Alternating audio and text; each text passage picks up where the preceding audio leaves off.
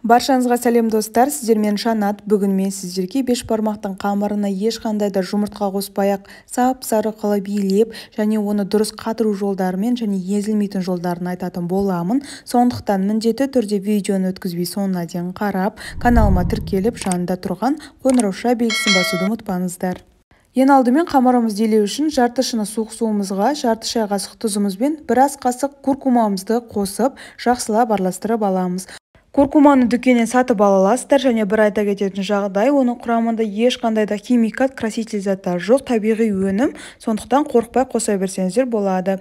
Енді жақсылап араластырып алғаннан кейін мен 450 грамм ұнымыздың үстіне бөліп суымызды құйып, бірінші ұн мен суымызды араластырып қамыр илеп алатын боламыз. Қамырымызды міндетті түрде қатты қылып билеп алыңыздар. Қазір біз қамырымызды жайған кезде оның беті тегіс әлі өзінің формасын сақтау үшін, және еленген енді қамырымызды 15-20 минутқа тындырып қоятын боламыз. Тынған қамырымызды үстіне ұн қосу арқылы жаңағы қолдың көмегімен, одан кейін оқтаудың көмегімен жайып алатын боламыз. Саусақпен жайып алғаннан кейін қамырымызды оқтаудың көмегімен бетін тегістеп аламыз. Видеода көріп тұрғандарыңыздай, оның себебі біздің қамырымыз өзінің дөңгелек болып шығу үшін, өзінің формасын сақтау үшін.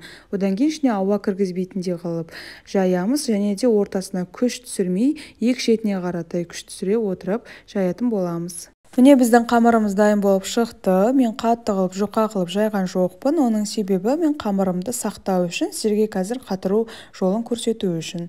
Енді қамырымызды бөлек алып қоямыз да, осындай пакетигімізді бөліп дайындап қоямыз. Егер сіздерде мынандай пакетик болмаса, бізден кәдімгі қолданыста қолданып жүрген одноразовый жаңағы пакетикте жарай береді.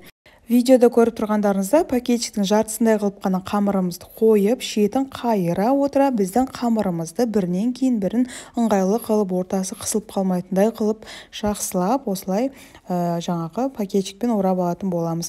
Мен де жаңа қалып қалған бөлігіне осындай пакетикті кесіп алып, осылай жаятын боламын. Бұл міндетті түрде өте жаңағы аккуратно, жаңағы тиянақты қылып жаю керек, өйткені біз қазір қамырымызды қатыруға қоямыз. Қатырғаннан кейін ол өзінің формасын сақтап, жабысып қалмас үшін міндетті түрде қамырымызға жұмыртқа қоспаймыз. Егер сіз қамырыңызды қатыратын болсаңыз, жұмыртқа қосылған қамырлар көбінесе морозильникке салғанда қарайып кетеді.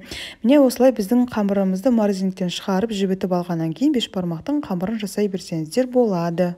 Сіздермен бірге болған Жанат. Міндетті түрде каналыма тіркеліп, жанында тұрған қоңырауша белгісін басуды ұмытпаңыздар.